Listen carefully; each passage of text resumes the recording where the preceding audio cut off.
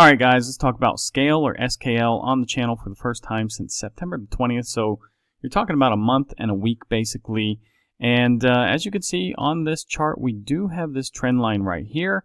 It has been holding down the price since about August 18th. Now, that is a little bit more than 2 months. We only have some wicks above this, but we do not have any closing candles. Now, look at the 10th of October, by the way, guys. I just wanted to point this out. It went all the way down to 0.005 cents. That's just crazy. Anyways, if you had some orders down there, congratulations. That's just insane. But we do need to keep this candle about where it is. Preferably a little bit higher than this trend line, I would say. And yeah, that would signal that we have broken this trend. And that would be the first step in maybe a reversal here. Now, we do need to clear, what is this, 0.022 cents basically to get through that next resistance. And then you have about 2.4 cents right here resistance, and then about 2.7 cents. So there are a lot of resistances, guys, for Skale, because basically when this trades somewhere for a very long time, you just build up all of these resistances. Now, if we zoom out here, you can see it's actually traded quite a bit in the past, back in 2022, 2023. We traded in 2025 down here. So we are building, a lot of resistances down here. You can see basically up to about, 4.5 cents. We have a ton of weekly resistances. I didn't mark off any daily resistances because there's just too many to, basically mark off. Now, if we want to fit the entire trading volume history of Skale, it's really hard to see where we're at. So basically, we're sitting at 2 cents, guys. The point of control, as you see, is 0.031 cents, basically. So that is above us. Now, let's zoom out a little bit because we don't really need to look at anything really higher than about 3.2 cents here. But we can see that the trading history, the volume, the biggest candle, we are still well inside of this, and we really need to get above about 6 cents, and then we get through this, volume candle right here. And basically the next step, we would have to clear about 11 cents to take out this volume candle. After that, guys, it gets pretty thin to go up, and there's not going to be much volume holding us back. Now, looking at the Bollinger Bands on a monthly time frame, these are quite wide, but we do have this blue line coming down pretty heavily right now. But this bottom blue line is kind of flat, and there was a little bit more narrowness back in December of 23, but that's not really doing anything for the price action right now. Weekly time frame, let's take a look here. Basically, there was more narrowness back in August, and it's really wide right now, I would say, so it's not really playing a role here.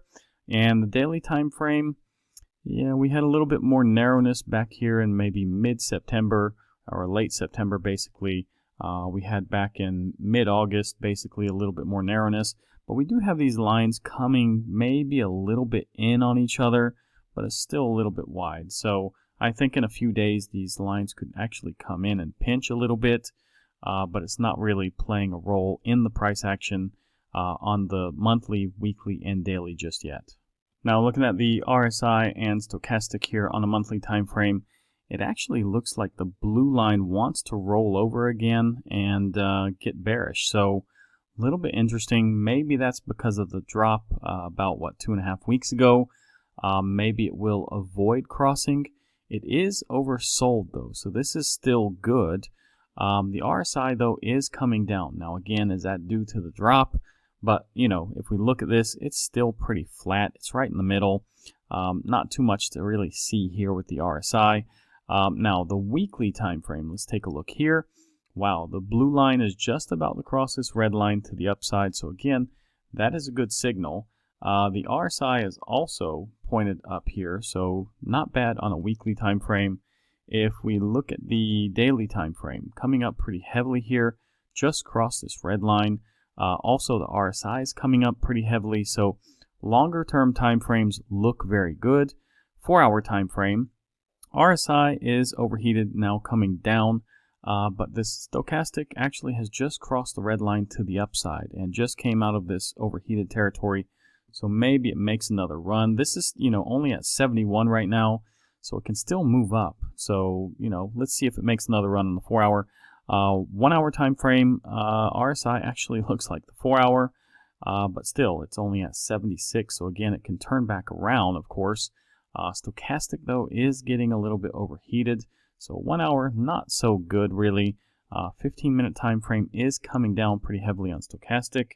And the RSI is actually flirting with being overheated. So mixed signal there. So lower term time frames, not the best, but longer term time frames, that's really what we're looking for, guys. Let's just zoom out here a little bit and put this on a 4 hour time frame.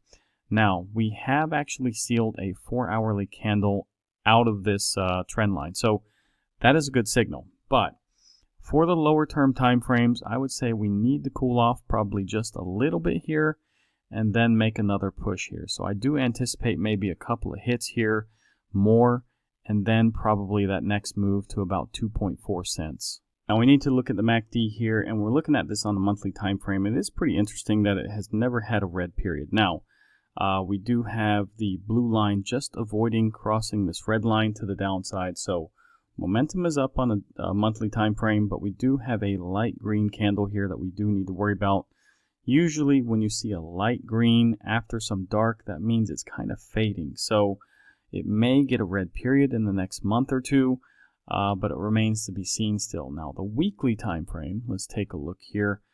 We are actually getting some dark reds. So the blue line, if we look at this, looks like it wants to curve back around though, so that's maybe a good sign. Probably ending this red period shortly. Maybe we get like a little light red candle here. I would assume probably next before we get a green candle and a green period basically. So on the daily time frame, we are starting to get these small but dark green candles, and the blue line has just crossed the red line to the upside. So basically, we've been in the red period since end of August. We did have a small green period here. And yeah, now we're starting to see a little bit more upside here. So it does look like mostly that Skale wants to go up. Now, why is Skale getting that pop today? Well, about 5 hours ago, Skale facilitates gasless X402 payments. So this just took place today. So if we look at this, guys, about 5 hours ago, basically the price action, I think, starts here. It slowly moves up and then pops. So yeah, getting a little bit of a pullback right now, unfortunately, but yeah, it's okay if we come back and retest this trend line. So yeah, let's see what happens a little bit later tonight. But that would be, you know, best case scenario, we stay above this trend line and, you know, just kind of hit this 2.2 cents. Now, taking a look at Bitcoin, and we did a video earlier today, guys, and we're sitting at 114,650 now. We were a little bit higher earlier today, but again, we have reached this target of this W pattern, and yeah, we really need to clear basically 116,100, and we also need to clear this local area here, guys. So we haven't really cleared that yet. So until we do that, you can't really get bullish on Bitcoin so quickly. Now, I need to mention we do have a CME gap to the downside, guys. It's about $2,700, and we aren't that far away from it. So are we going to trend, you know, back to this gap? It's like a magnet in most cases. Are we going to fill it? Yeah, possibly. Now, we do have a $275 gap also starting at about $107,000. Do we have to fill that one? Maybe not, but if we trend down and we fill this gap, then we won't be that far from this gap, guys. So maybe they can both get filled. I do think, you know, there's some statistic, it's about like 99.2 or 99.4% of all gaps get filled or something like this. But I looked at ChatGPT. I tried to ask it today about this, and I couldn't find the correct answer really. But that was a statistic, I think, thrown out by Crypto Rover. I'm not sure where he got it. But he said about 99.2, I think, % of all these gaps do get filled. And yeah, I can really attest to that. I would say that number is probably pretty accurate. Now, before I go a little farther in this video, guys, you can claim some bonuses on my favorite crypto exchanges below. I have partnerships with Bybit, MEXC, BingX, Bitrue, BTC, WEX, and CoinEx. Also, if you want to get Moodix, you can find a free 7-day trial here. And guys, if you want a cold wallet, check out this link with CypherRock today. You can get 17% off your wallet today if you use my link, and you can follow me on X here. Now, as for the monthly returns, we do have a positive month so far, so about 1.5% up right now. We're working on the 7th year in a row. Let's see if we can keep this going. We have about 3 full days left until October closes. Now, Ethereum. I do need to point this out, guys. It is getting a little bit bearish now, at least on the 4-hour time frame. So I did draw this and basically drew this from the flagpole here. And the target, if it breaks down, guys, now there's still about 3 hours on this 4-hourly candle. But if it breaks down, that target is all the way back in this box at about $4,060.